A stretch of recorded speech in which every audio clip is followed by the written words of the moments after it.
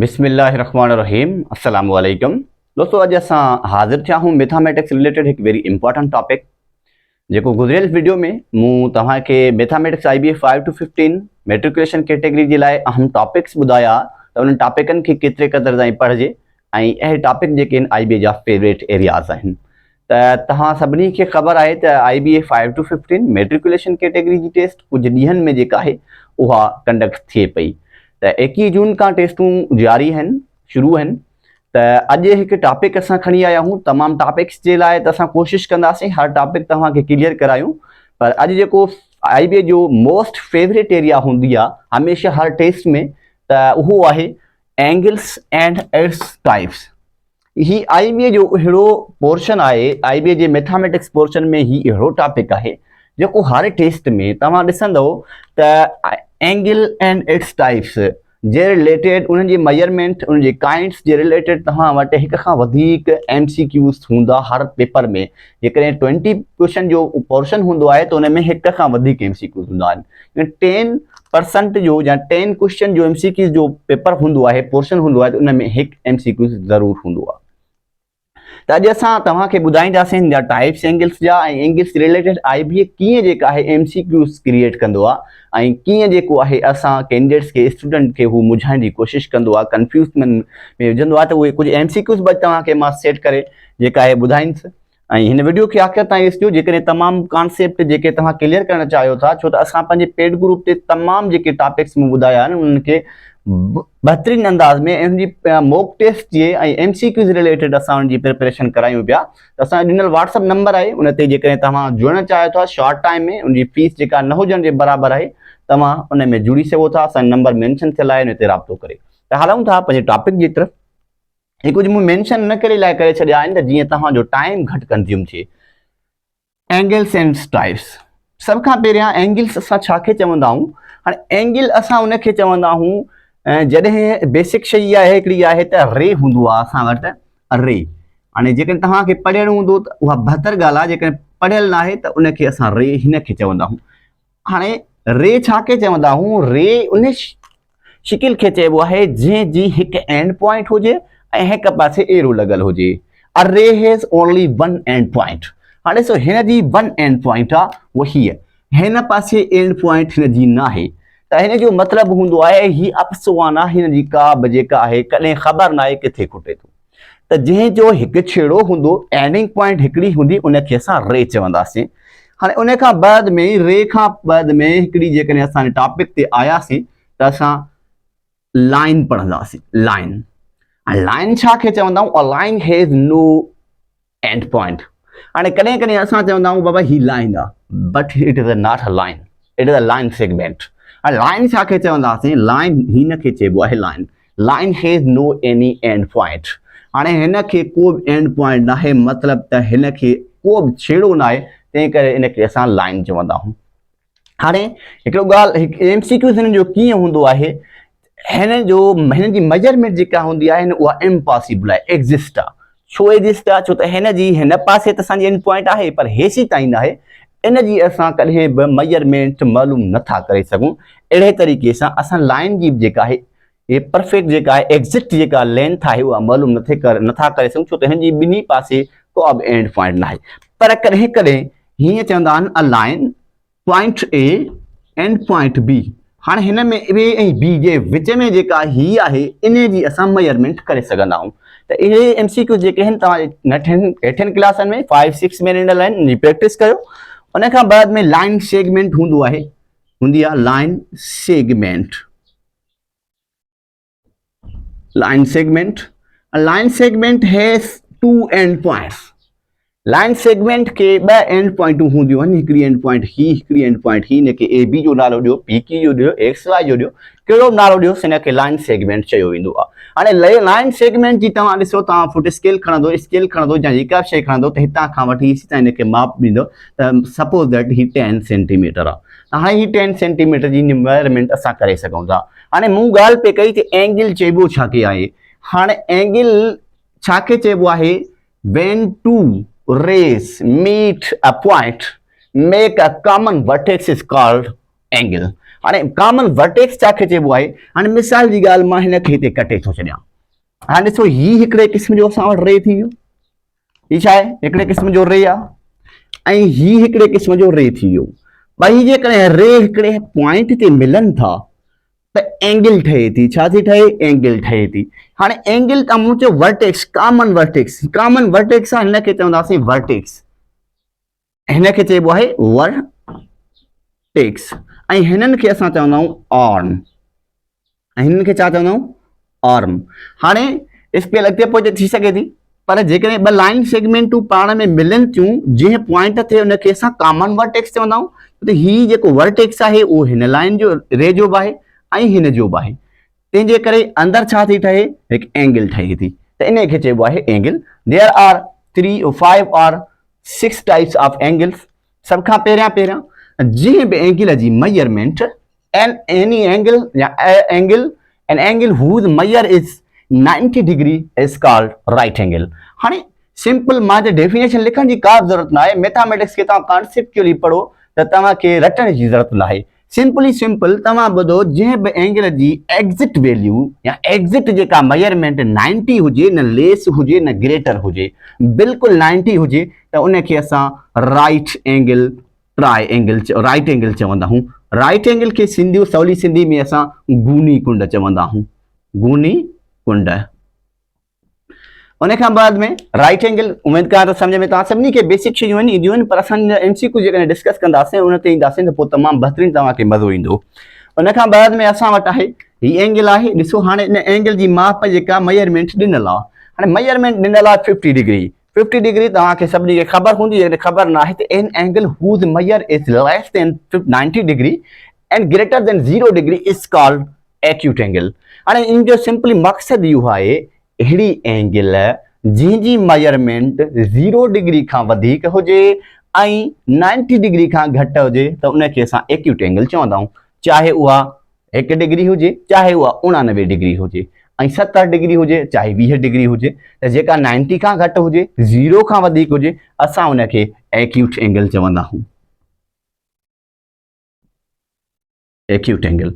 उन खां बाद में असां वटि ट्राइएंगल आहे। हिन एंगल जी मेजरमेंट जेका आहे 120 डिग्री लिखियल आहे। हाणे 120 degree an angle whose measure greater than 90, छा? Greater than 90 and less than 180। त हाणे 90 खां वॾो हुजे ऐं 180 खां घटि हुजे त उनखे असां चवंदासीं ऑब्ट्यूस एंगल। अहिड़ी कुंड जंहिंजी माप 90 खां वधीक हुजे ऐं 180 खां घटि हुजे त उनखे असां ऑब्ट्यूस एंगल चवंदा आहियूं। छा चवंदासीं? Obtuse angle. उन खां बाद में असां वटि हिकिड़ी एंगल आहे जंहिंखे असां स्ट्रेट एंगल चवंदा आहियूं। An angle whose measure is exactly 180 degree is called straight angle. हाणे स्ट्रेट एंगल खे सवली सिंधी में सिधी कुंड चवंदा आहियूं। सिधी कुंड उनखे चइबो आहे जंहिंजी वैल्यू, जंहिंजी मेजरमेंट सिर्फ़ु ई सिर्फ़ु 180 हुजे, न घटि हुजे न वधि हुजे, त हिनखे स्ट्रेट, STARIGHT, स्ट्रेट एंगल। उन खां बाद में लास्ट टाइप आहे एंगल जो। उन खां बाद में ॿिया एंगल पाण में 2-3 मिली करे एंगलूं ठाहींदियूं आहिनि। हिनखे असां चवंदा आहियूं reflex angle. An angle whose measure greater than 180 and less than 360। हाणे 360 जे छा ठहंदो आहे उहो तव्हांखे मां ॿुधायां थो। अहिड़ी एंगल जंहिंजी माप 180 खां वधीक हुजे, 280 खां घटि हुजे, सॉरी 360 खां घटि हुजे, त उनखे असां रिफ्लेक्स एंगल चवंदा आहियूं। छा चवंदा आहियूं? Reflex angle. हाणे हिनखे रिफ्लेक्स एंगल चइबो आहे। हाणे मिसाल जी ॻाल्हि मूं तव्हांखे 360। हाणे 360 हिते छा आहे? 0 डिग्री आहे। जॾहिं हितां खां परी हेसी ताईं ईंदो त उनखे असां चवंदासीं 360। 360 हमेशह सर्किल जी जेका हूंदी आहे डिग्री हूंदी आहे, ऐं हमेशह every quadrilateral has all angles sum is 360। कंहिं बि चौकुंडे जे चैनी कुंड जी माप 360 हूंदी आहे ऐं कंहिं बि सर्किल जी जेका डिग्री हूंदी आहे उहा 360 हूंदी आहे। उमेद कयां थो त इहे जेके एंगल्स या टाइप्स आहिनि इहे तव्हांखे सम्झ में अची विया हूंदा। हाणे हिकु एंगल खां वधीक एंगल मिली करे कुझु एंगलूं ठाहिनि थियूं, उन्हनि जा कुझु काइंड्स आहिनि, उहे पढ़ंदासीं। हाणे हीउ ॾिसो, हीउ 2 एंगलूं मूं ठाहियूं आहिनि, हीउ 2 एंगलूं ठाहियूं आहिनि। हाणे हिन एंगल 1 जी मेजरमेंट 49 आहे हिन 2 जी जेका आहे 49 आहे।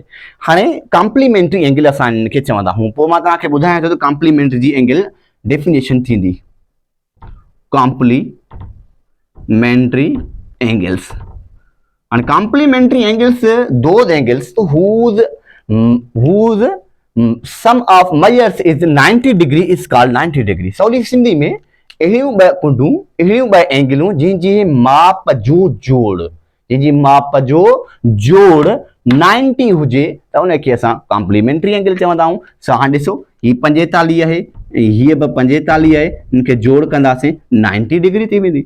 जेकॾहिं ॿ एंगलूं आहिनि उन्हनि जी माप 90 डिग्री अचे, जोड़ 90 डिग्री अचे त उनखे असां कॉम्प्लीमेंट्री एंगल्स चवंदा आहियूं। हाणे शर्त इहो न आहे त सिर्फ़ु हिते 45 हिते 45 ऐं हिते 60 बि थी सघे थो, हिते 30 बि थी सघे थी। मिसाल जी ॻाल्हि, मां हिते 60 लिखां थो ऐं हिते मां 30 लिखां थो।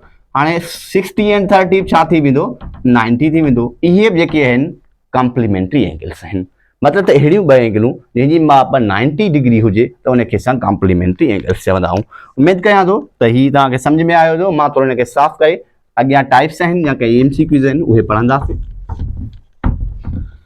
दोस्तों, जेकॾहिं तव्हां चाहियो था त असां मैथमेटिक्स जा माहिर बणियूं कंहिं बि टेस्ट जे लाइ या कंहिं बि स्टूडेंट जे जेकॾहिं पढ़णु चाहे थो त ॾिनल WhatsApp नंबर ते तव्हां असांखे जॉइन करे छॾियो ऐं कुझु फीस आहे जेका ओवरऑल तव्हांजी हूंदी ऐं उन में तव्हां मैथमेटिक्स जा तमामु शॉर्ट कोर्स या जेके लेंदी कोर्स आहिनि 3 महीने जो क्रैश कोर्सेस उहे तव्हां जॉइन करे सघो था। मैथ खे सम्झण जे लाइ टाइम खपंदो आहे। शॉर्ट टाइम में जेकॾहिं तव्हां हीअं नथा करे सघो, नेक्स्ट JSC टेस्ट आहे, ग्रेजुएशन कैटेगरी टेस्ट आहे ऐं ॿियूं खोड़ सारियूं टेस्टूं आहिनि। उन्हनि जे लाइ जेकर तव्हांखे मैथ जो माहिर थियणो आहे, 20 ऑफ 20 स्कोर करणो आहे त ज़रूरु असांखे जॉइन कयो त असां कोशिशि कंदासीं ऐं असां तव्हांखे यकीन ॾियारियूं था त मैथमेटिक्स पोर्शन तव्हांजो क्लियर कराईंदासीं। हाणे उन खां बाद में हिकु एंगल आहे, ही एंगल मां ठाहियां थो। हाणे हिकिड़ी ही एंगल आहे हिते, मतिलबु त ही एंगल कहिड़ी आहे तव्हां सभई खे ख़बर हुजणु खपे। कमेंट सेक्शन में ज़रूरु तव्हां ॿुधाइजो त हिन जी एंगल जी माप। मिसाल जी ॻाल्हि, मां 180 लिखां थो त ही कहिड़ी एंगल थी वई, ही थी वई स्ट्रेट एंगल। हाणे जॾहिं स्ट्रेट एंगल खे मां हीअं सिधो हीअं कयां, हाणे हिन खे मां ड्रायां थो, हाणे तव्हां ॿुधाईंदो त ही एंगल जेका आहे उहा कहिड़ी एंगल आहे। तव्हां सभई चवंदो sir this is the right angle. हाणे हिन जी माप 90 आहे ऐं ही बि एंगल जेका आहे उहा 90 जी आहे। त हाणे ही ॿई एंगलूं जेकॾहिं पाण में मिलनि थियूं त इन्हनि खे चइबो आहे सप्लीमेंट्री एंगल्स। हाणे सप्लीमेंट्री एंगल्स चइबो छा की आहे, सप्लीमेंट्री एंगल्स। सप्लीमेंट्री एंगल्स उन्हनि एंगलनि खे चवंदा आहियूं कॉम्प्लीमेंट्री वांगुरु अहिड़ियूं ॿ एंगलूं जंहिंजी माप 180 अचे त उनखे असां सप्लीमेंट्री एंगल्स चवंदा आहियूं। हाणे सप्लीमेंट्री एंगल्स अहिड़ी सूरत में बची सघनि था। हाणे सप्लीमेंट्री एंगल, हाणे ही बिल्कुलु यादि रखिजो, जॾहिं हिते एंगल हिन एंगल खे ॿिनि हिसनि में विरायो वञे त उन्हनि ॿिन्ही एंगलनि जी माप 180 हूंदी आहे। मिसाल जी ॻाल्हि, मां तव्हांखे चवां बाबा ही एंगल जेका आहे 50 डिग्री आहे, ॿुधायो त हिन एंगल जी माप केतिरी थींदी। त यादि रखी छॾिजो, जॾहिं बि स्ट्रेट लाइन ते का एंगल ठहे, स्ट्रेट लाइन ते जेकॾहिं का एंगल ठहे या स्ट्रेट एंगल ते एंगल खे ॿिनि हिसनि में विरहायो वञे त ही एंगल जेका पाण पढ़ींदासीं 180 आहे। त उन मां हिकिड़ो पार्ट असांखे 50 डिग्री मिलियल आहे, ॿियो पार्ट असांखे छा खपे, या ॿियो पार्ट हाणे 180 मां 50 कट करे छॾींदो त बाक़ी असां वटि बचंदो 130 डिग्री। हाणे हिन ॿिन्ही खे असां चवंदासीं these are supplementary angles because the sum of these angles is 180 degree, then these two angles will be called supplementary angles। मतलब सवली सिंधी में ॿ एंगलूं जंहिंजी माप, मिसाल जी ॻाल्हि ही आहे 120 एंड हिन खे असां चऊं था 60। हाणे 120 एंड 60 डिग्री इहे ॿई एंगलूं जेके जोड़ कंदासीं 120 प्लस 60 081 त ही 180 डिग्री थी वेंदो। त इनखे असां सप्लीमेंट्री एंगल्स चवंदासीं। हाणे उमेद कयां थो त ही जेके टॉपिक्स आहिनि इहे तव्हांजा बेसिक शयूं पढ़ियल हूंदियूं, जेकॾहिं कंहिंखे पढ़ियल न हूंदो तॾहिं उन क्लियर करे छॾिया हूंदा। त हाणे MCQs कीअं अची सघे थो, हाणे यादि रखिजो कॾहिं बि never obtuse angle and acute angle में कॉम्प्लीमेंट्री एंगल। तव्हां सम्झ में तव्हांखे ॻाल्हि न आई हूंदी, मां तव्हांखे वरी सम्झायां थो, तो तवजे सां ॿुधिजो। ही इम्पोर्टेंट जेको आहे नोट आहे, मां इहे तव्हांखे डिस्कशन करे ॿुधायां थो। काफ़ी तव्हांजे बुक्स ते लिखियल आहे, पर तव्हां बुक पढ़ो कोन था। हाणे मुंहिंजो मतिलबु इहो आहे त जॾहिं हिकिड़ो हिकिड़ी ऑब्ट्यूस एंगल हुजे ऐं हिकिड़ी एक्यूट एंगल हुजे, छा उहे ॿई एंगलूं मिली करे पाण में कॉम्प्लीमेंट्री ठाहे सघनि थियूं? नेवर। मां छा चयो? नेवर, कॾहिं बि न। जॾहिं ऑब्ट्यूस एंगल जी माप 90 खां वधीक आहे त ही त 90 खां वधीक थी वेंदी, ऐं पोइ खणी एक्यूट एंगल तव्हां 1 डिग्री हुन में लॻायो, 91 हिकु 90 आहे, मिसाल जी ॻाल्हि 91 डिग्री जी असां ठाहियूं त ऑब्ट्यूस थी वेंदी, 90 खां वधीक आहे। हिकिड़ी असां 1 डिग्री ठाहियूं त इहे 92 डिग्री थी वेंदी। जॾहिं बि 92 डिग्री थी वेंदी त उहा कॉम्प्लीमेंट्री कॾहिं बि न रहंदी। त यादि रखी छॾियो, हमेशह कॉम्प्लीमेंट्री एंगलियूं एक्यूट एंगल मिली करे ई ठहंदियूं आहिनि। 2 acute angles make complementary angles. ठीकु आहे, उमेद कयां थो इहा ॻाल्हि तव्हांखे क्लियर थी हूंदी। इहो नोट तव्हांखे चङी तरह सम्झ में आयो हूंदो। वरी बि सम्झी छॾियो, कॾहिं बि ॿ एक्यूट एंगल मिली करे कॉम्प्लीमेंट्री एंगल ठाहिनि थियूं, ऐं कॾहिं बि उन सां एक्यूट सां ऑब्ट्यूस न मिलंदी।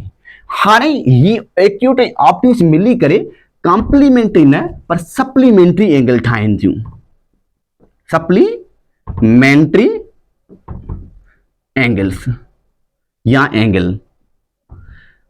सप्लीमेंट्री एंगल कीअं ठहंदियूं आहिनि? हाणे मिसाल जी ॻाल्हि, ऑब्ट्यूस मूं चयो आहे, ऑब्ट्यूस मां 130 लिखां थो एंड एक्यूट तव्हांखे ख़बर आहे त 90 खां घटि हुजे, त मिसाल जी ॻाल्हि मां 50 ठाहियां थो।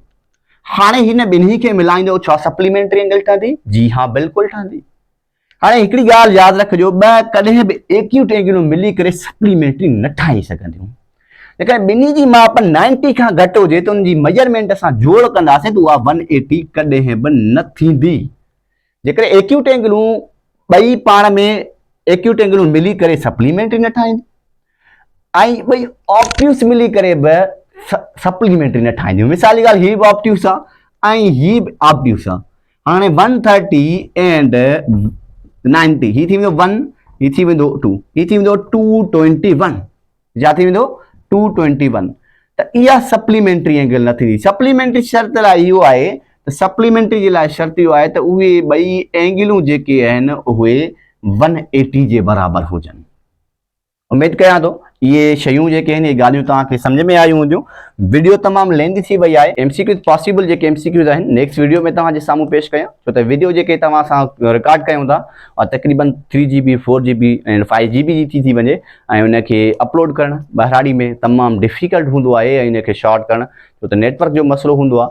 उनजे लाइ नेक्स्ट वीडियो जेका आहे, जेके MCQs पॉसिबल आहिनि, जेके MCQs IBA तरफ़ां रेशो जेके क़िस्म में खयां वेंदा आहिनि, उहे असां नेक्स्ट वीडियो में तव्हांजे साम्हूं पेश कंदासीं। जेकॾहिं तव्हांजो शौक़ु हूंदो, जेकॾहिं तव्हां चाहियो, तव्हांजी जेका फीडबैक हूंदी त उन खे ॾिसी करे असां वीडियो रिकॉर्ड कंदासीं नेक्स्ट वीडियो। अॼु लाइ एतिरो काफ़ी आहे, मिलंदासीं नेक्स्ट वीडियो में। अल्लाह हाफ़िज़।